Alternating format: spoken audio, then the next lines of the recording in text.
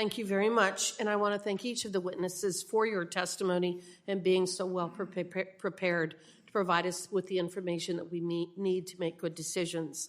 I am now going to recognize members for 5 minutes of questioning, and I'm going to begin with myself. Mr. Larson, I'm going to start with you.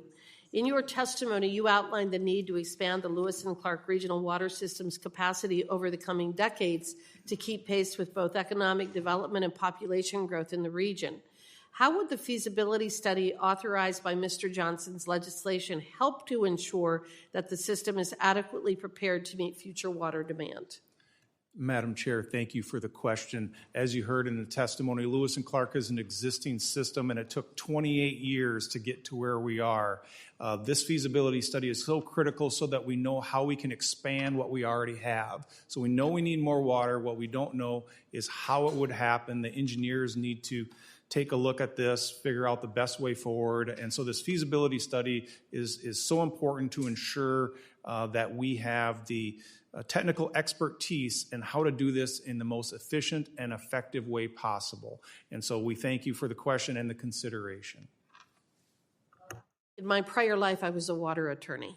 And I used to tell my clients, my municipalities, that they needed to be planning on a 50 to 100-year time horizon. And I continue to believe that it's critically important that we do that. So I'm an advocate for these kinds of studies, and I'm an advocate for making sure that we are meeting the long-term water demand of our citizens in this country. I think some states are better than others, but I appreciate the fact that you are being very proactive with this.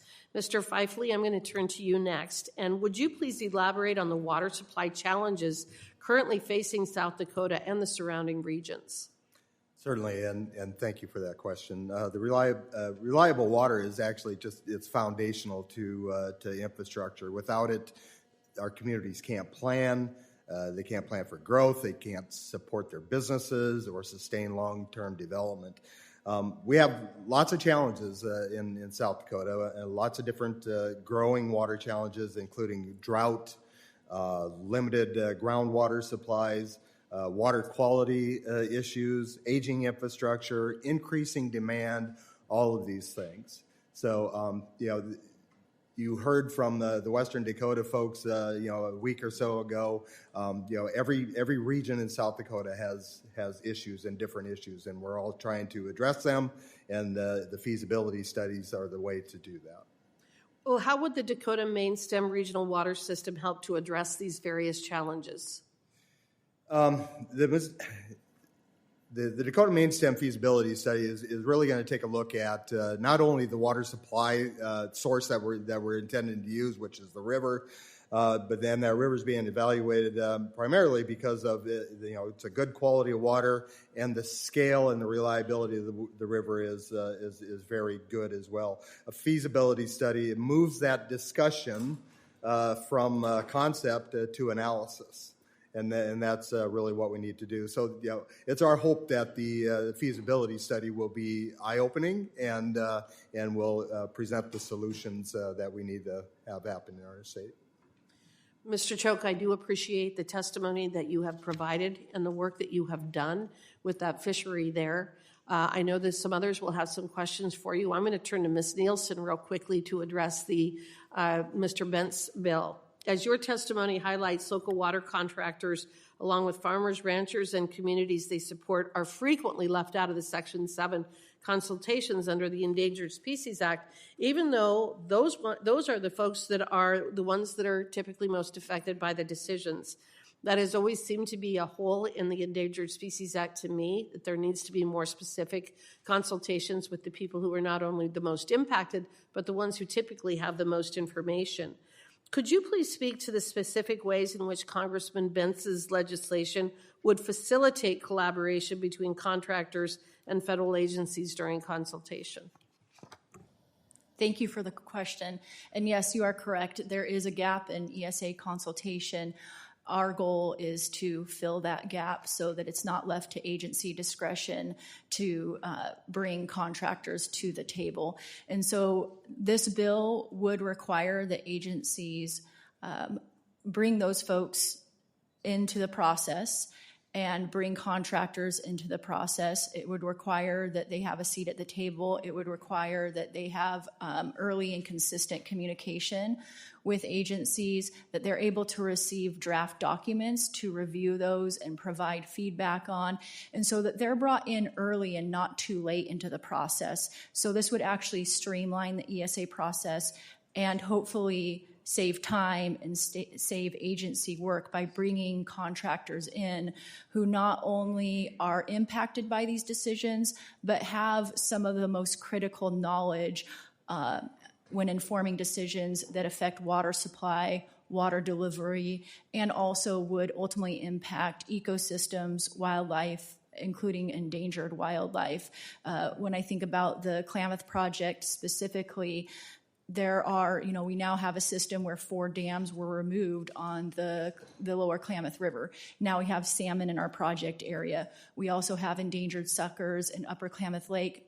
We also have endangered suckers within the Klamath Project, within our canal systems, and they thrive in there. And irrigators have been living amongst these suckers, and the actions they take support these fish. And so when they're brought in, when these contractors are brought in early in the process, they can help inform those decisions that would provide benefit to all sorts of species, including endangered and threatened ones. Okay, I appreciate your testimony in that regard. I am now going to call on Representative Soto for 5 minutes of questioning.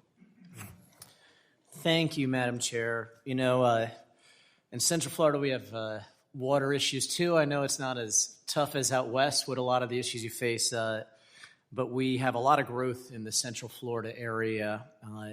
And so I can't stress how much I'm hearing from all of you, being from a lot of the western and southwestern states, how important it is to be able to get federal funding from our federal partners, be able to work with the federal government on different issues. In Central Florida, we have to work on water supply, on aquifer recharge, and so through the Water Resource Development Act and WIFIA and other major programs like the budget projects, we've been able to work on expanding reservoirs like Taylor Creek. We're doing deep water storage in Orange County, Polk Water Initiative. We're tapping into the lower Floridan. We have a bunch of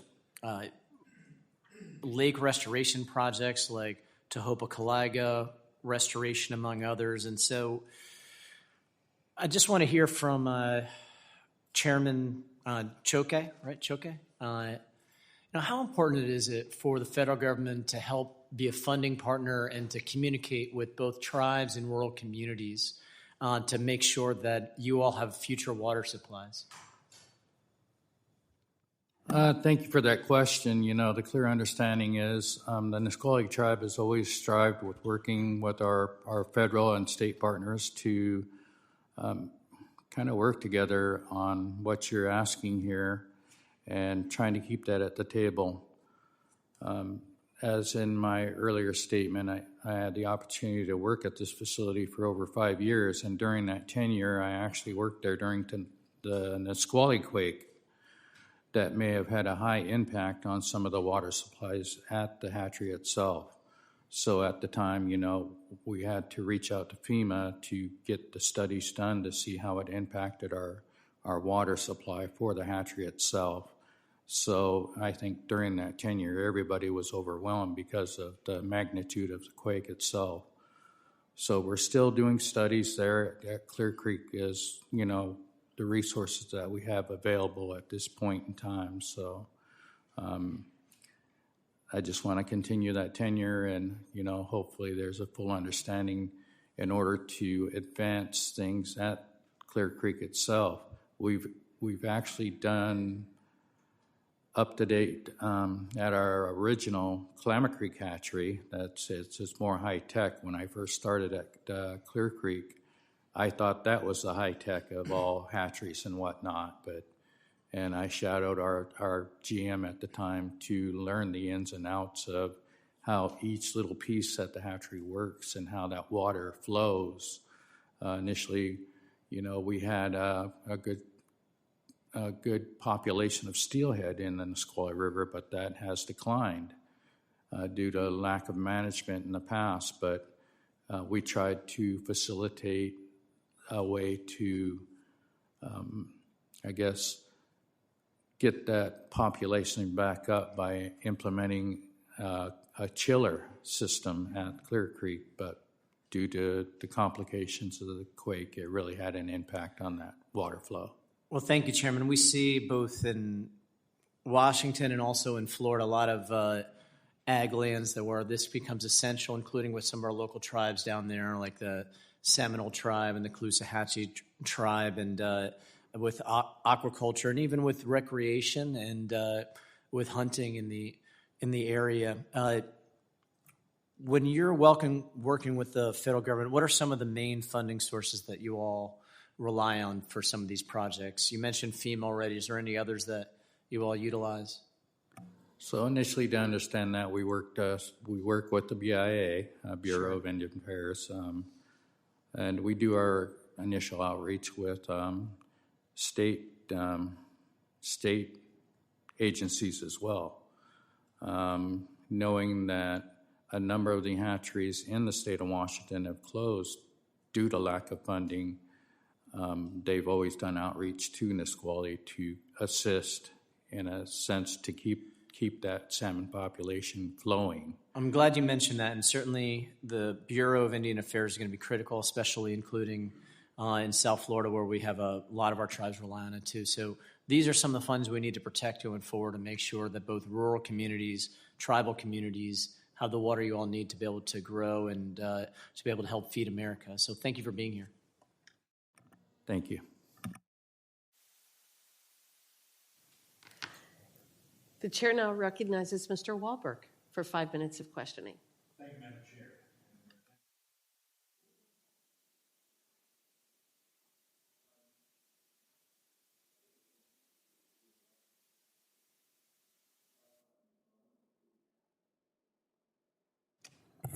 Let me grab an. Is that working better? Well, just because Michigan is blessed with 20% of the world's fresh water, they turned my mics off here, I guess. But it's good for me to be in this hearing because, frankly, we are blessed, and we sometimes take it for granted to have the Great Lakes surrounding our peninsula called Michigan. And the process that's needed in having water to meet the needs of fisheries, as well as all the other things that go on, is important to understand. Ms. Nielsen, can you elaborate further on how the current consultation process under Section 7 of the Endangered Species Act negatively impacts farmers, ranchers, and rural communities?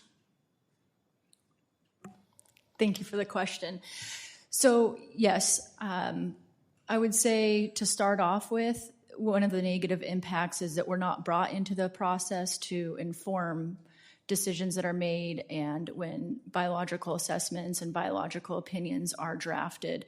But I'll speak to an example in the Klamath Project. The Klamath Project has suffered from what I would consider inconsistent and unreliable decisions regarding water delivery that largely just splits up water without considering the impacts broader.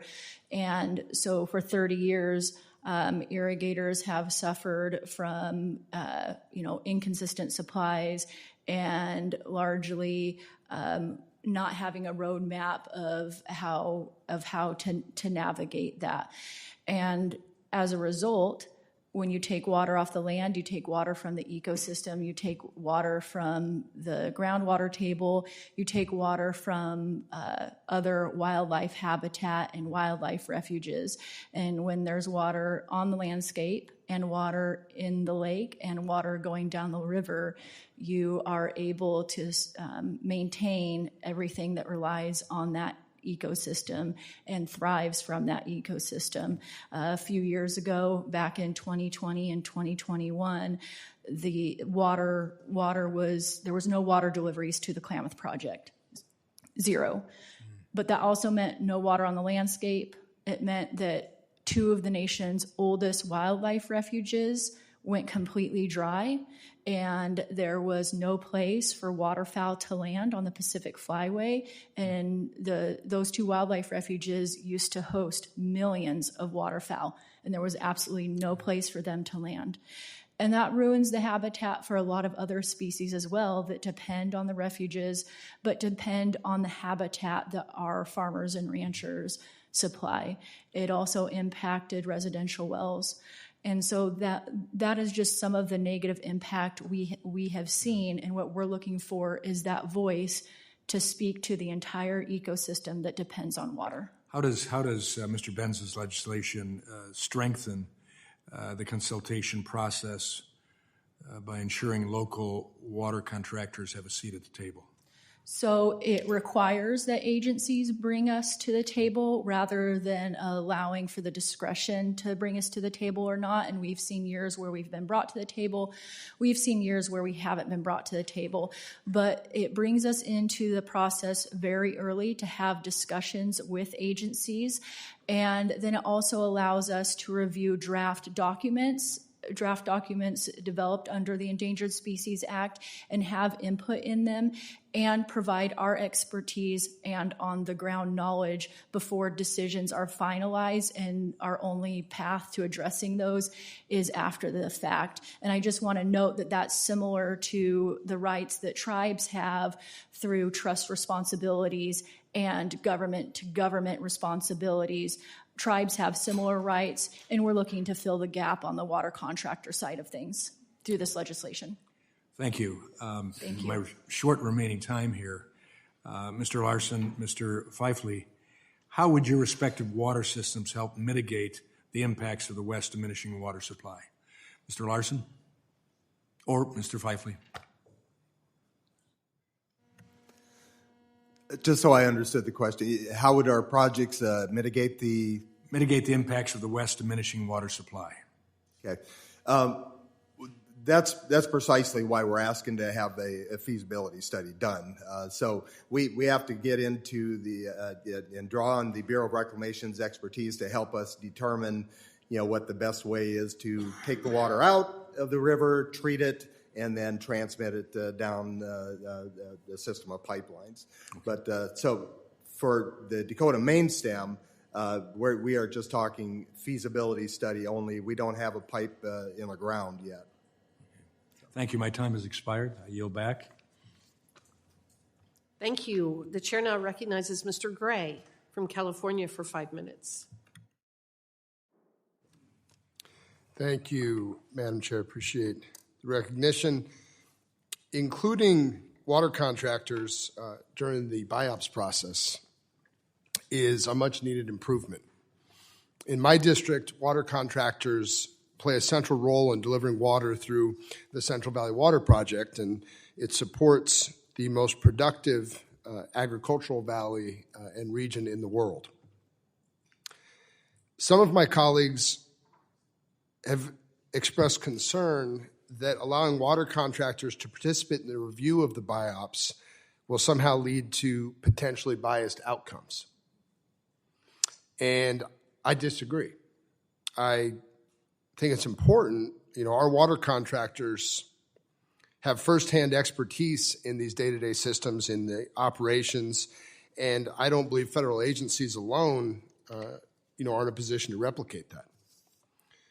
Mr. Bentz, his legislation is modeled after the success of the Water Infrastructure Improvements for the Nation Act of 2016, also known as the WIN Act, which was authored by late Senator Feinstein of California.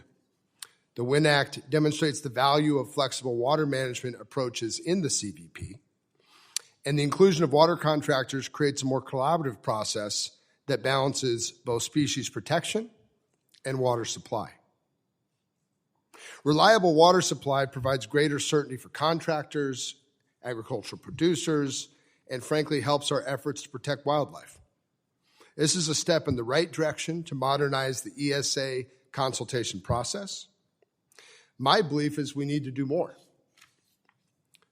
The House should in fact seriously consider Chair Westerman's proposed ESA reforms, which of course include my bill, the Valley Water Protection Act. Instead of spending time on partisan bills, Congress should be focusing on policy that reflects the full picture of reliable water and environmental protection. Thank you, Chairwoman. I yield back. Mr. Gray, for your comments, and I agree. The chair now recognizes Mr. Bentz for 5 minutes of questioning. Thank you, Madam Chair. Ms. Nielsen, thank you for being here. We heard Ranking Member Huffman talk about how this bill would damage the Endangered Species Act. I'm at a loss to understand how that happens. I've gone through the bill carefully, and there's much required on the part of the agencies to share information and to listen, but there's no opportunity for those who are invited to the table by virtue of this bill to dictate any outcome.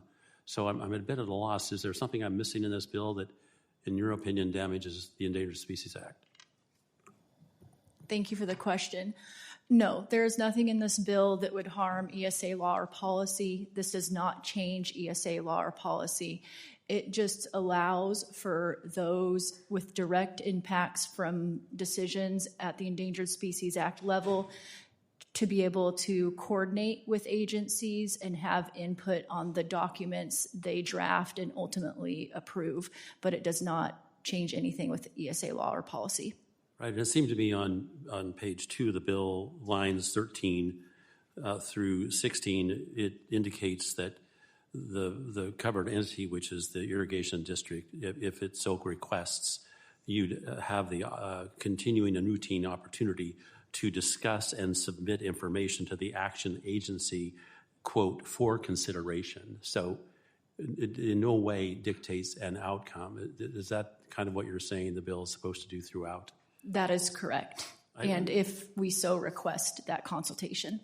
There's been some reference, and I think it was, again, by Ranking Member Huffman, to the non-involvement, according to him, of Indian tribes in the consultation process. But to your knowledge, have tribes been involved in the consultation process in the Klamath Basin? Yes, they have. So tribes have something similar to what this bill asks for through trust responsibilities and government-to-government relationships with federal agencies. And in past consultation processes, they have been involved. And if I recall correctly, the Endangered Species Act was really brought to play back in 2020, I think, 2010. It was a long time ago that it came into play, and that you guys have been dealing with it every year since, but not with the opportunity to come in and share the impact and your thoughts regarding how to balance the uses of water in that basin for the refuges. I went down and looked at them. It was really sad. I mean, because as you said, literally hundreds of thousands of geese and ducks no longer not showing up. And that was because there was no balance in the allocation of the water in that system. Do I have that right? You have that largely correct, and it's been backed since 2001 that there have been decisions that have had far-reaching impacts to the entire Klamath Basin. And 2001 was the first year when there was essentially zero project or water delivery to the Klamath Reclamation project, and then again in 2021.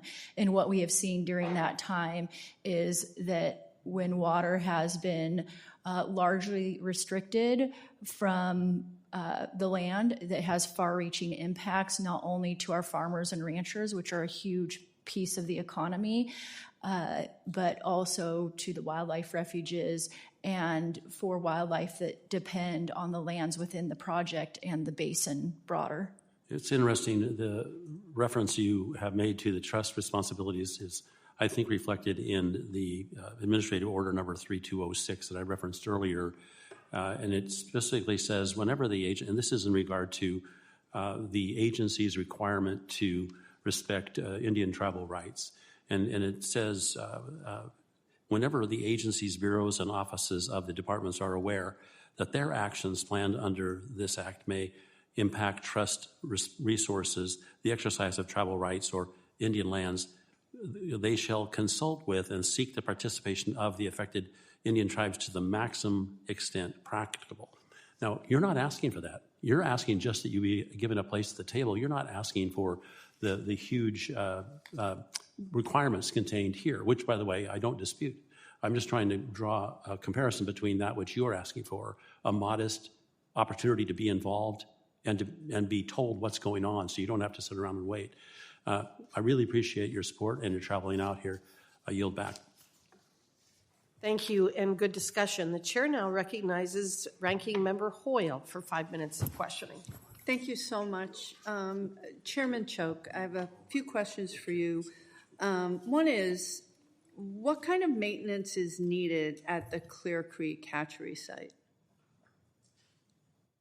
Thank you for that question. So initially, there's a clear line that, there hasn't really been any maintenance done at the hatchery itself in almost 2 decades since it's been in operation and whatnot.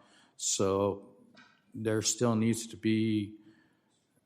get to the bottom of what's needed down there, what holds the eggs once we do the transition of spawning the fish and whatnot, and it's making sure everything's operational. I mean, thankfully, it's been up to par, and we continue to produce fish each and every year.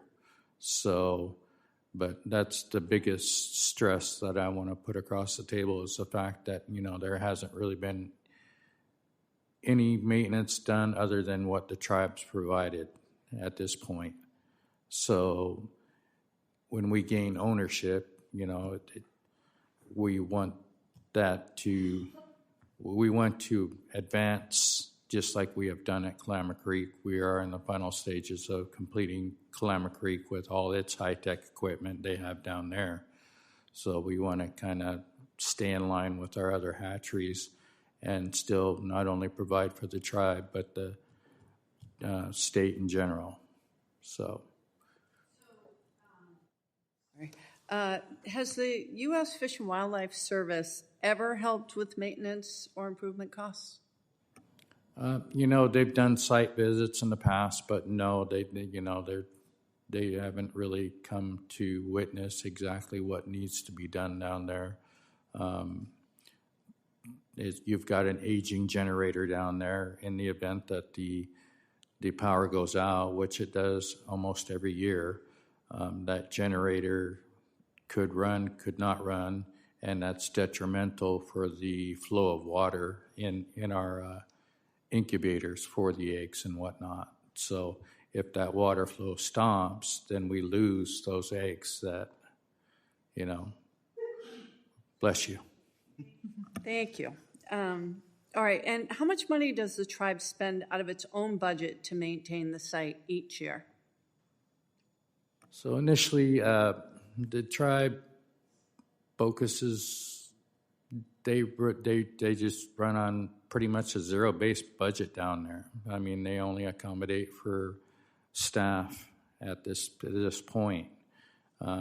Operational costs, the maintenance, the lights and the little things that need to be taken care of. So that's basically all we operate on this point, and work on the good graces of our members and our staff down there to help facilitate down there at Clear Creek. Thank you. And finally, once the land is transferred to tribal ownership, what kind of federal dollars will the tribe apply for to maintain and upkeep the hatchery? That's a very good question. That all depends on our federal partners and the BIA and what's available out there. I mean, times are tough during these rounds, and we'll apply for as much as we can get to help facilitate the upgrade down at Clear Creek. Clear Creek Hatchery also runs on spring water, and the spring water was also affected during that Nisqually quake. Those springs start depleting up there. I was sharing with a few folks that every year I worked down there, every week I would get at least 2 gallons of the spring water to bring home to, let my kids enjoy at the time. And now they're like, are you bringing any more spring water? And I said, well, we're getting low down there, so we got to figure out what's going on. Well, thank you so much for being here, and Ms. Nielsen as well. It's really nice to have no offense to people from South Dakota, but it's great to have a Pacific Northwest contingent here. Thank you. Thank you. And the chair now recognizes Mr. Downing from Montana. Well, thank you, Madam Chair, and thank you to the witnesses for being here. Really appreciate it. So my home district, neither of those places, central and eastern Montana, water infrastructure projects are essential for the survival of our rural communities, one of the most rural districts out there. Unfortunately, permitting red tape can hold these vital projects up. A lot of issues with there. Last month, we had Rick Nick, the chairman of the Dry Prairie Rural Water Systems from my home district, testify on how habitat management regulations for the greater sage grouse have substantially held up the completion of their federal water project.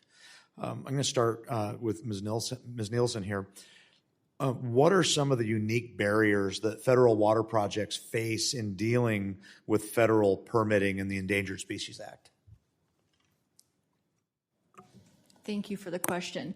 So I would say some of the essential barriers are not having the ability to coordinate with the agencies ultimately making the decisions that will have a significant impact on where water flows and where water goes.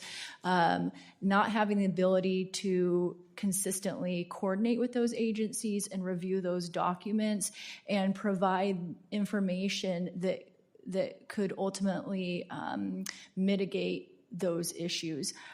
No one has better on-the-ground knowledge than the farmers and ranchers who irrigate within a project, and when they are able to bring their expertise to the table and help inform decisions, I truly believe that it has a great benefit not only to the ag lands but to the broader ecosystem. However, if they're not brought in, then those many times, like the Klamath Project, that has huge impacts on the water deliveries or lack of water deliveries, and ultimately is detrimental to the larger system. Thanks, I appreciate that. And what is the current state of involvement of federal water projects and their contractors in Section 7 consultations under the ESA?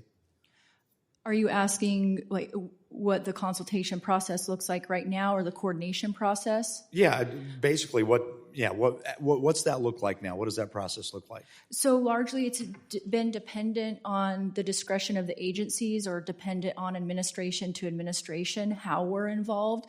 So during the last consultation for the Klamath Project, for example, it was limited as far as the coordination between the agencies and the irrigation districts, and ultimately led to a proposed action that, given any other water year type than a really great water year, restricts the water that goes on the land. If we're looking at we've just entered a new reconsultation process this year.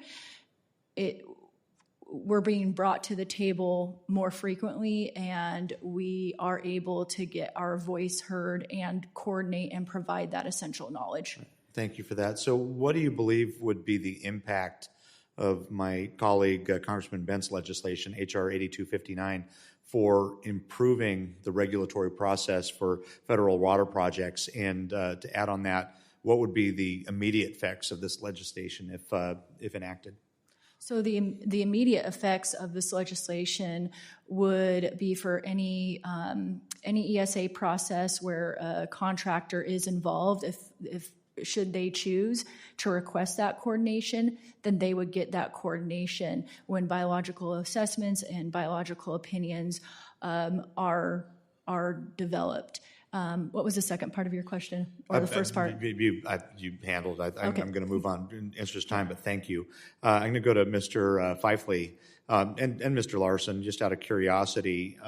Have either of you faced permitting delays driven by the ESA or broader species conservation regulation?